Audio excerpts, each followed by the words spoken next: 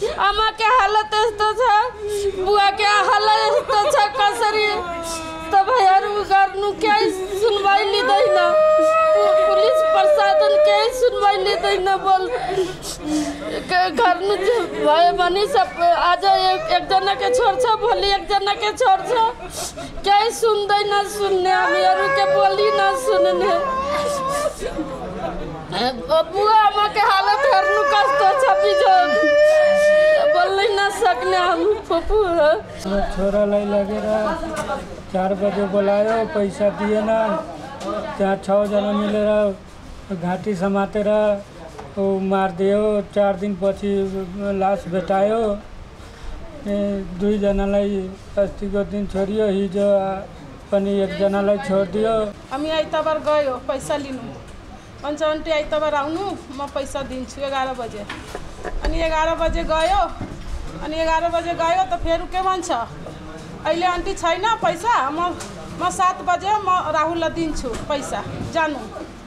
7 बजे म राहुललाई बोलाएर पैसा दिन्छु। अनि मैले भने किन 7 बजे दिने, अहिले दिनुस्, म अहिले लिएर जान्छु। त होइन अहिले छैन, 7 बजे तपाईँ आउनुहोस्, 7 बजे म दिएर पठाउँछु। अनि मैले ठिक छ बेटा जाऊ, छोरो हिँड, 7 बजे भनेछ 7 बजे दिन्छ। त होइन आन्टी, होइन मम्मी, सधैँ यसले यस्तै भन्छ, होइन सधैँ यस्तै भन्छ, आज दिनुपर्छ। मैले भने होस् न, छोड्दिन त, साथीभाइ छ तिम्रो, छोड्दे,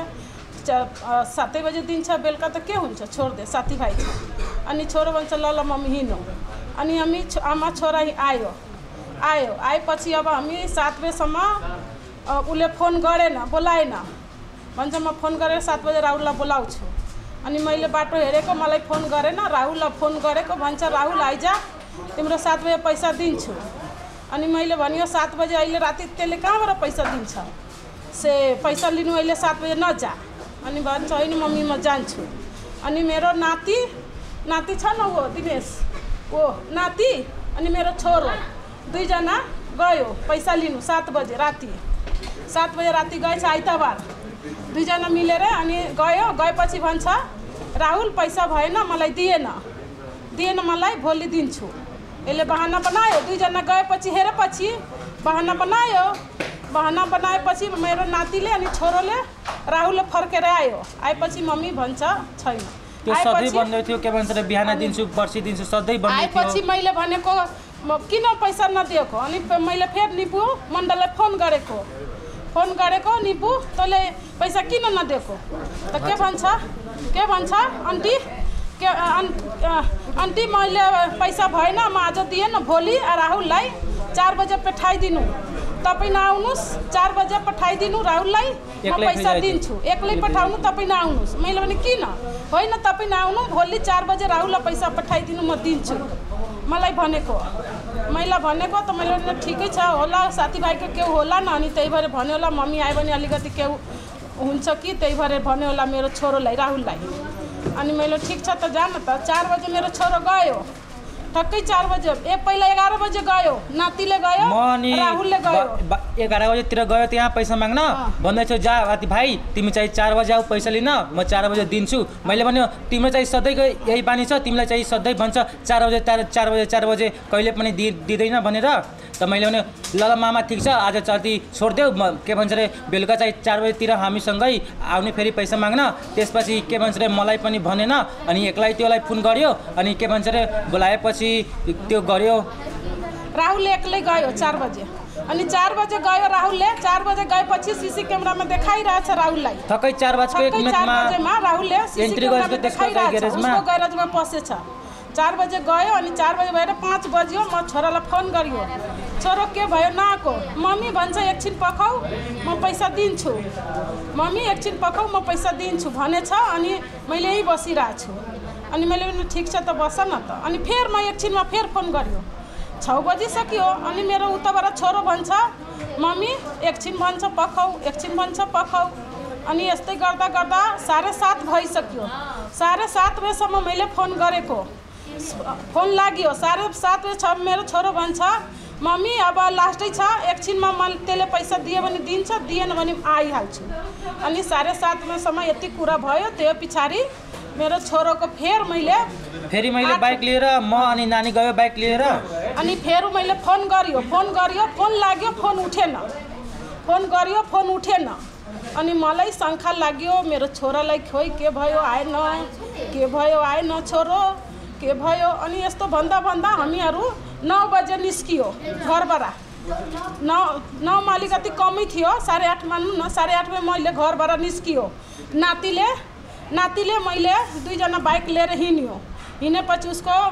सटर अगाडि पुग्यो उसको सटर बन्द छ अनि सटर बन्द छ म यस्तो निहुरेर हेरियो मेरो बाइक त्यही छ यस्तो निहुरे अलिकति यस्तो उचालोमा उसको सटर बन्द थियो म यस्तो निहुरेर हेरेपछि मेरो बाइक यही छ छोरो कहाँ छ अनि मैले निपु मण्डललाई फोन गरेको मेरो छोरामा पहिला गरियो छोरोको फोन उठेन अनि निपु मण्डल मैले फोन गरेको निपु मण्डल फोन उठाएपछि भन्छ मैले पैसा दियो तपाईको छोरालाई बाइक लियो गयो अनि मैले भने तैँले झुटो नबोल तैँले झुटो बोल्छ मेरो बाइक यही छ मेरो छोरा कहाँ छ भन मेरो बाइक यही छ मेरो छोरा कहाँ छ भन अनि फोन काट्दियो फोन काटेर एकछिन फेर पछाडि उसले 5 मिनट पछाडि गरेपछि होइन आन्टी पैसा दियो अर्को कालो बाइकमा चढेर एउटा मोटी केटीसँग कुरा गर्दै गयो त्यसले भनेको मैले भने त्यसले झुटो नबोल मेरो छोरा जाँदैन अनि मेरो मनमा शङ्का लाग्यो मेरो छोरोको खोइ यिनीहरू अगाडि पैसा खाते अगाडिको पैसा दियो कि गयो अर्काको बाइकमा चढेर के गरिदियो मेरो छोरालाई कि म यति भनेर मैले निस्केपछि गयो ज्यादा मेरो बाइकको तेल त्यो पुल अगाडि सकियो अनि त्यहाँबाट सक्यो अब घिचार्दै आउँदा त्यो सिद्धार्थ बङ्क अगाडि आएपछि अब त्यहाँ पेट्रोल पम्प खुले थिएन अनि यता उनीहरू सिद्धार्थ बङ्कको अगाडिबाट यिनीहरू 3 जना निस्किँदैछ अनि मलाई ठक्कै भेट भयो पेट्रोल पम्प बन्द थियो अनि हामी घिसार्दै गाडी हामी नाति मैले आएपछि घिसार्दै जाने अनि उसले मैले फेर भेट्यो मैले भने ओइ तिमी यहाँ छ मेरो छोरो कहाँ छ अनि उसले यस्तो कामेको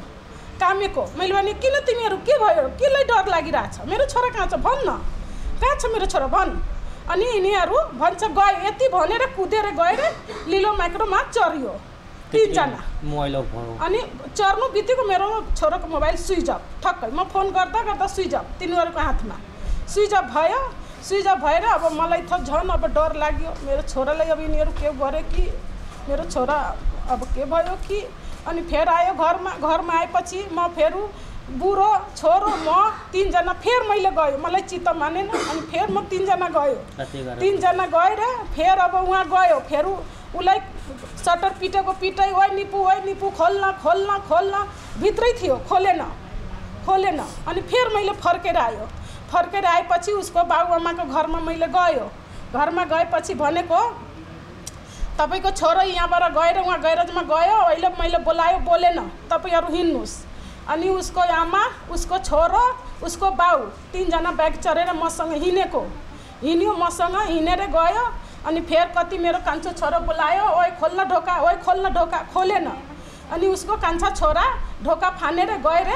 अनि दाई ढोका किन नखोलेको अनि मैले यति राति किन खोल्नु त ढोका होइन राहुलको मम्मी आएछ खोल्नु ढोका अनि खोलेन उताबाट बत्ती भएर यता सटरमा उनीहरू